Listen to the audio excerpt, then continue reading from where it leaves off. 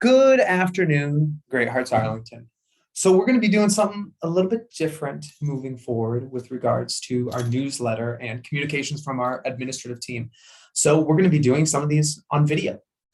This maybe is slightly more entertaining or engaging. At least you can hear from us personally what our musings or our thoughts are about the week. And we always want to start with something slightly more philosophical, kind of bringing in that classical thread of why we're here, why we do what we do day in and day out with you all and with our scholars. Now, last month, we focused on the virtue of responsibility. And those definitions were to own your actions, or we hold ourselves morally accountable for our actions that are within our control. We focused on stories and figures and literature that demonstrated responsibility. And we practiced it. We put it into practice with our scholars. Like, how do we develop in the virtue of responsibility? Now, as we're going into this month, we're focusing on the virtue of perseverance. Now, perseverance, our working definition, the shorter one is just never give up. Never give up. That's perseverance. Our longer definition is that we maintain a steadfast purpose in a work in spite of difficulty, obstacles, or discouragement. We continue forth on our adventure, peripeteas, our adventure toward our goal, even when things don't go well, even when they're hard, even when we're discouraged. Now, there's a particular story that comes to mind when I think of perseverance, and that is the Odyssey. It is Homer's epic of Odysseus's 10-year struggle to return home after the Trojan War. Now, Odysseus is battling mythical creatures from Polyphemus, the Cyclops. He tricks him, he pokes his eye out. The Cyclops has one eye. To Charybdis, a giant whirlpool sea monster that sucks up whole boats to the bottom of the ocean. He faces the wrath of the gods, all while his wife, back at home, his wife Penelope and his son Telemachus, they are having to stave off suitors that are vying for Penelope's hand. And Ithaca's throne. So there are people back at home trying to become the king that Odysseus is. Odysseus is the king of Ithaca, but there are other people trying to get married to his wife to take over the throne. The Odyssey ends with Odysseus. He sneakily comes back home in disguise. He wins a contest to prove his identity. I am Odysseus. And he conquers the suitors and he retakes the throne of Ithaca.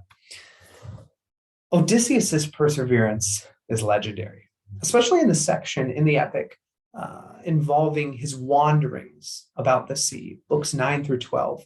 Through the use of guile and courage and strength and determination, he endures perhaps the most difficult test of his perseverance, as well as his loyalty, is 7 years that he spends as a captive. He washes up on an island and he's a captive. And he can neither trick nor fight his way out. Even when a beautiful goddess, Calypso, tempts him with immortality, she says, if you stay here, you can become a god, you can become immortal. Yet Odysseus yearns for home. The Odyssey is truly a story of perseverance. It's a story of going for what we know is right, struggling for a purpose, despite difficulty, obstacles, or discouragement. And for sure, Odysseus had difficulty, and he had obstacles, and he had discouragement. But he kept at it. He kept at it for the prize and made it home to his family and retook the throne. Now, over this month, we're going to be talking about stories like this, stories of myth and fairy tales and literary figures that show perseverance.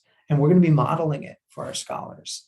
And we're going to hope to develop within them a little taste during this month of what it means to show perseverance, even in little ways, to work hard in class, even when things get difficult, when we're learning cursive and I feel discouraged and it's difficult and there are obstacles and my hand's tired.